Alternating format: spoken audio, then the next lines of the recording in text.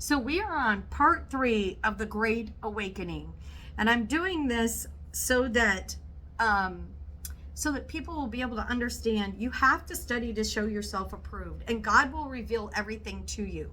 But He is calling we are to go to the scattered people of all the Israelites are scattered throughout the nations, and we are to go and we're supposed to call them out of the world to the lost tribes to come back. So how do we do that?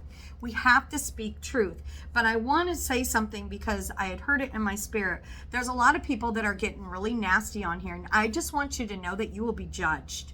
As quick as you judge those that are new and babes, you will be the reason why they run back to the world, or and you will be judged for that. So I'm telling you, and I'm just getting it out there, if you are condemning other people because they're new and they just learned Yahweh, they just learned Yeshua, you had better have grace with them as God has had grace with you. That's all I can say, and I'll leave it at that. So we are looking to see who is it that is going to deceive the world. One of the things that we have to look at is all the things that the Lord shares. So there's several things that He has shared with me. One of the first things is the King James, Revelations 18:23 states, and by the sorceries were all the nations deceived.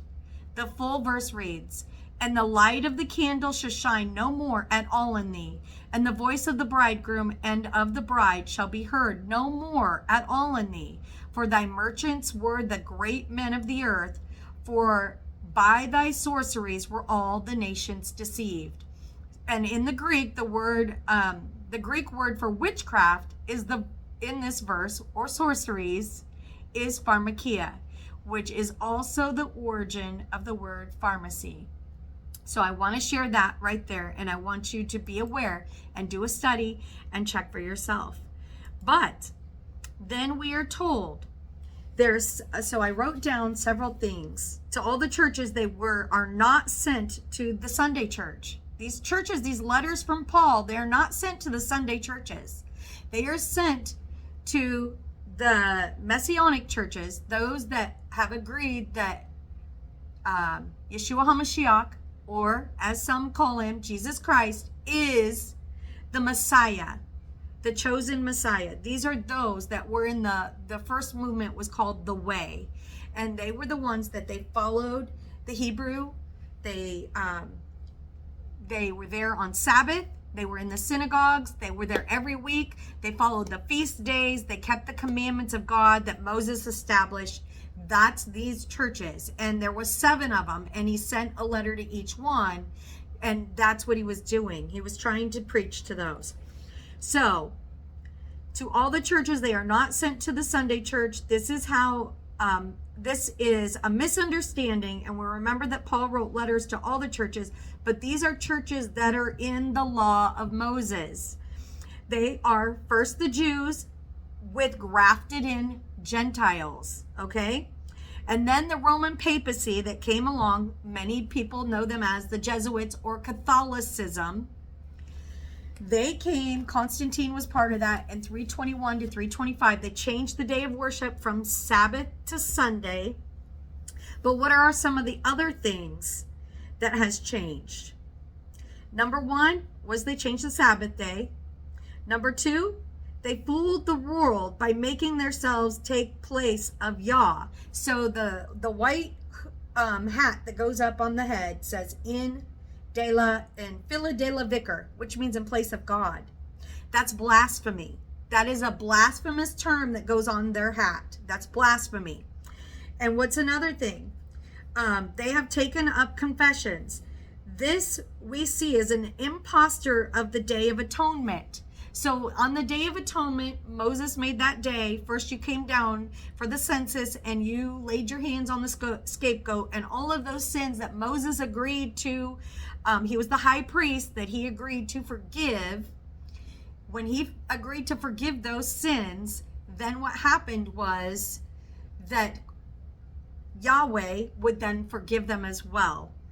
But in the New Testament, what has changed is the sacrificial offerings is the only covenant law that has changed from that. Nothing else was taken away. Christ became that sacrifice once and for all. He is now the sacrificial lamb. He is now the high holy priest. We now don't have to go to a man to ask for forgiveness of our sins. We go straight to Christ. We go straight to the Messiah. We go straight to Yeshua, and we ask him for forgiveness of our sins. That, by him dying on the cross for his bride, and I'm just doing a few things. There's so much to this book to learn.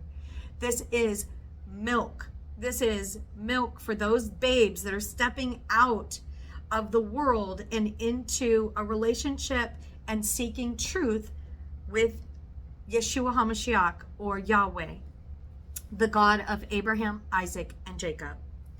So, number 3, they have taken confessions. This we set as an impostor for the Day of Atonement, where they came to Moses one time a year, the priest, for forgiveness of sins. Christ came and became that high priest. And you can find in Matthew 23:9, it says, "You shall call no man your father, for yours is your Father in heaven." So you are not to call any man father, but the Father in heaven. And no man rabbi, but the rabbi in heaven.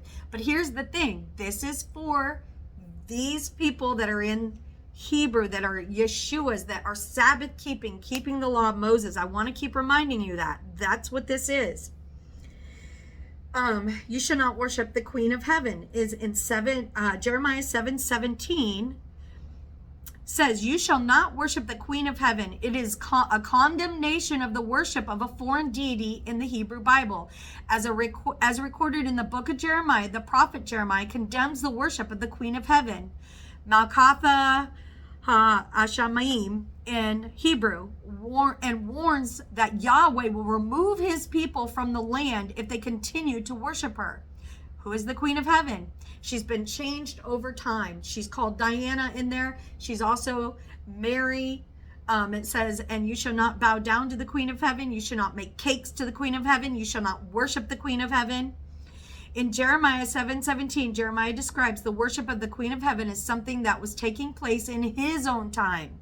So she's changed throughout time. She's changed her name. In the streets of Jerusalem and the cities of Judah, he also promises that God's wrath would fall on his generation as a result of this practice. He says, "Come out of her, the Queen of Babylon." And he says, if you do not come out of her, then you will be judged by all of her sins, and you will have part in her plagues. So whenever God seeks judgment on people, he initiates plagues, sickness, disease, turbulent weather, flooding, all of these things. He warns you. The Hebrew Bible frequently condemns the worship of foreign deities, as in Judges 10:6, which condemns the worship of Balaam and Asheroth. So we're reminded they did that, and he said, don't do that. You should not worship the Queen of Heaven. Number 5, Satan sits as an angel of light. He is attempting to fool the whole world. And it talks about he sits in the church, masquerading as an angel of light. He sits up in there. People trust him. They believe in him. And many are fooled. And he says, even those others that masquerade as saints of righteousness, you're being fooled by them.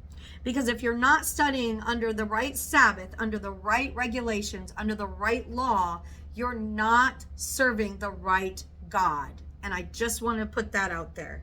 Number 6, you shall have no other gods before me. You shall not have any idols. And this is a 10th commandment. He says this, you shall have no other gods before me. The first 4 commandments are between you and God. And the last 6 are between you and your neighbor. And he tells you what you need to do. Number 6, and I'm going to have to make another part. Revelations. She sits on 7 hills in the Vatican. So this calls for wisdom. This calls for the mind with wisdom. The 7 heads are 7 mountains on which the woman sits in Babylon. So who is that? The Vatican sits on 7 hills or 7 mountains. I'm going to have to do another part. I hope that you're hearing me, and I hope you're waking up to truth. And I say this in Yeshua's name.